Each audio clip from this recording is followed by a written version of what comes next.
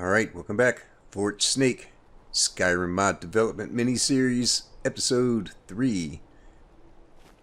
So for anyone who's watching who's not seen either of the first two episodes, Fort Snaic is an open world house mod. It is built in the marsh, the swampy area just north of Morthal.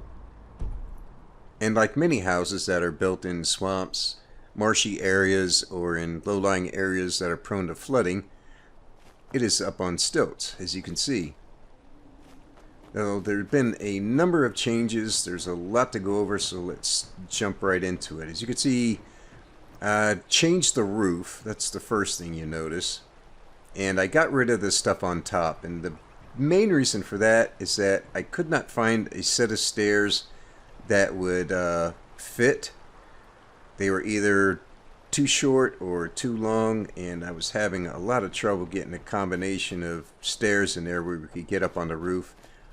And I did have the small palisade up on top, and it kind of looked like a fat-headed guy with a mohawk, so I just got rid of it. I couldn't find any stairs that fit it. Man, we don't really need it anyway. The southern stockade wall, I think I moved it a little bit more to the south. And I fixed the terrain here so doors aren't digging into the ground anymore. Maybe just a little bit right there. Not too much. And I've added some steps and a walk here. Now I know I talked about this walkway going all the way around. I've got a curved corner here. And there is no curved walkway. So there wasn't any way to implement that without... Well, there wasn't. So we're just going to have it in sections like I have right here. And I've got it attached to our house. Now I have this other bridge right here because I was trying to decide between the two. And I like this one because it has a rope on it, but I had to shrink it down quite a bit to make it fit. This one I had to make it a little bit larger. They both look pretty good, but I think I'm going to stick with the smaller one here, even though it doesn't have any railings or anything. So one of the big changes here is that I moved the entire structure, everything.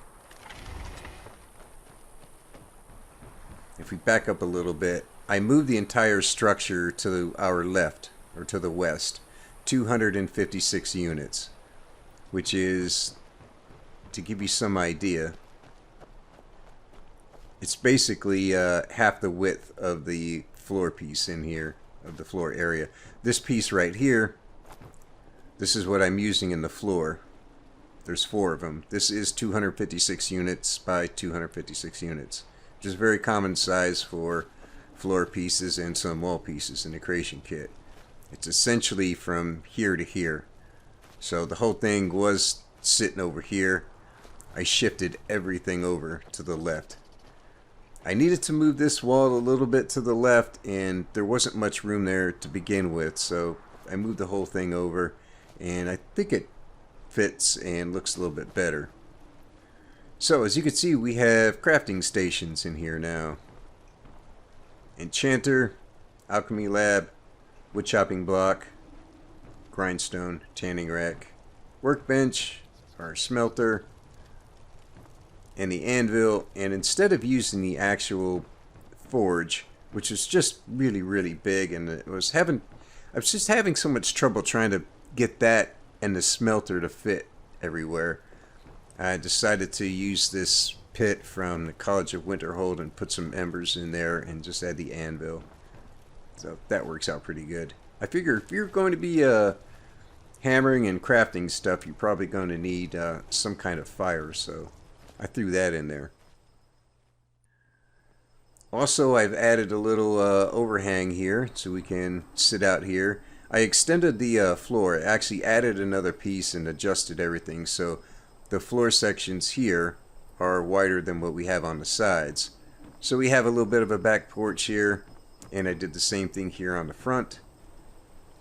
So we have a nice overhang and a couple of chairs and a table. I'll add some more clutter here eventually, but not right now. But I kind of like how that looks.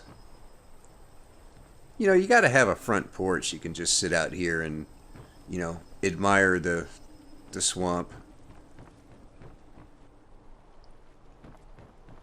So let's see. I've done some more landscaping along the back here.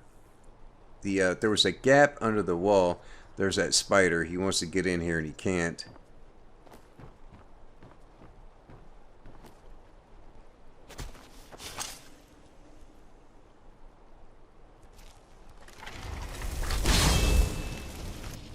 Let our boy go deal with him.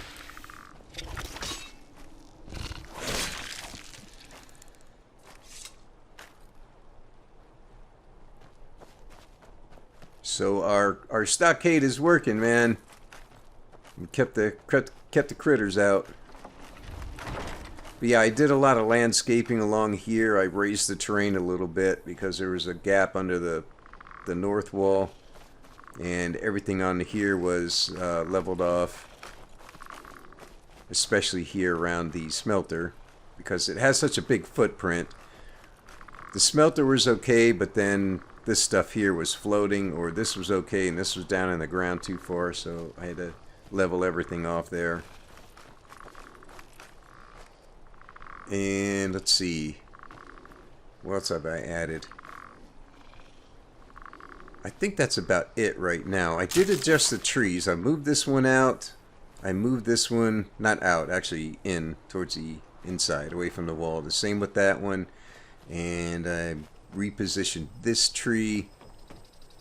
And I repositioned that tree.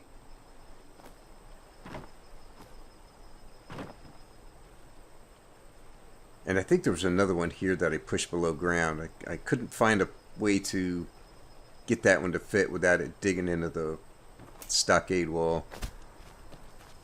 So I'll probably end up still doing a little more work with the trees. I'll probably add a couple more when I'm all done in here. Let's see, what else? I need to add some, maybe a couple of shelves and definitely some containers down here so we have a place to store our crafting supplies. And we'll need something here for alchemy gear, you know, an ingredients container, that sort of thing, potions, and something here for enchanting containers. I may end up redoing the nav mesh that's under here before I do anything upstairs, before I start to clutter the upstairs part. And that's just because it's going to be a little bit easier when I get in the creation kit. It's going to be easier to nav mesh this without all that other stuff being there, because you're looking down from above, and what I can do is just hide these floor pieces here, and then I can nav mesh it a little bit easier. So I need to finish this area. I haven't decided if I'm going to leave everything where it is. I probably will. This is a pretty good arrangement, so I don't think I'm going to be moving anything around. And one other thing I wanted to mention, it was kind of funny. I went back and I watched episode 1, and I was talking about the name Snaic, S-N-A-I-C, which stood for Stealth, Necromancy, Assassin, Illusion, Conjuration, but I didn't say what the significance of that was. And that's going to be my character's playstyle in my upcoming Let's Play. Those are going to be that's the playstyle and the skills that my character is going to be using. It's essentially a necro-assassin, or what I call an enhanced necro-assassin, which is kind of like a necro-assassin is a necromancer-assassin hybrid. The enhanced part is using illusion and the other part of conjuration. So you kind of have two hybrids merged together. It's a very expensive build, but it's a very fun playstyle. And that little tree, I may have to do something with that. I don't know, it might be okay. I might just move it a little bit. So I think that's about it. I'm going to get rid of this piece and just leave this one in here. I like the idea of having a little bridge out to there. I think I'm going to do the same thing I have over there on this side, but it's a lot lower, so I don't think we're going to have a bridge from here to there. But you never know. Never say never. But I may put in a little walkway over on that side too. And probably get the downstairs area. I'll put some containers in here, maybe a small table, additional table or two. Or I could replace this with a slightly larger table. But the main thing is get some containers down here so we have a place to put our crafting materials and alchemy and enchanting materials. And I'll probably nav mesh it after that. I'll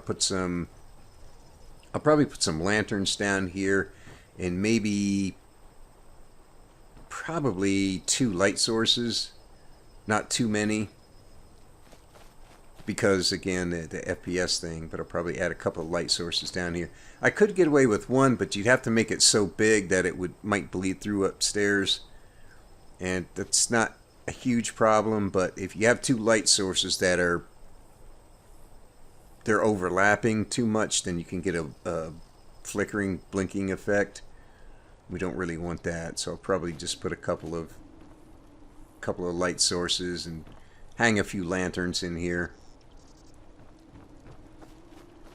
And once that's done, then we can start working on the upstairs. And I think we've got plenty of room in here to put in 2 beds. So for those that may want to use this and use a follower, I think we've got room for a spare. So I'll probably just have a table and some other furniture, like I talked about: wardrobe, dresser, nightstand, little fireplace. Nothing much. Put some stuff on the wall, maybe some pelts and wall baskets. And maybe some weapon containers or weapon holders. I'm not sure right offhand how that's going to work, being that it's open world. There's a problem that if you leave something on the ground, or maybe even a weapon rack, if you leave the cell for a few days and come back, the cell may reset after like 10 days. Anything you put in a weapon rack may be gone. And I can't set this cell to be a no reset zone, so I'll have to look into that to see if that's a thing. Because if that's a possibility, then anything you put in a weapon rack potentially could disappear on you. That would not be good.